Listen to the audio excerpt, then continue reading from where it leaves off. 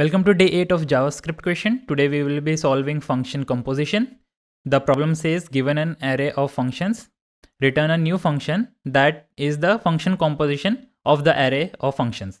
Now what is function composition? For example, we have these three functions and the function composition for these three functions would be calling the last function first and then what we get from the last function, passing it to the previous one and so on and so forth. Also, the function composition of an empty list of function is the identity function, that is the input value itself. Let's look at the examples.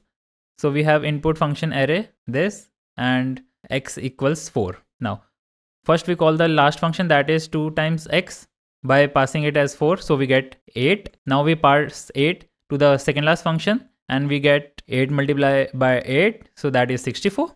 And then we pass 64 to the third last function and we get x plus 1, that is 65.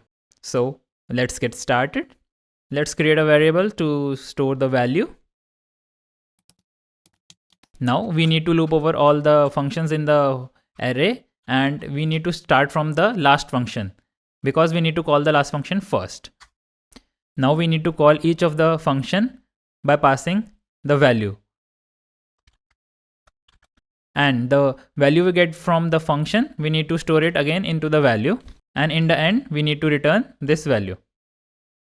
That's it. Let's submit it. And it works. Thanks for watching. Follow for more such content. See ya.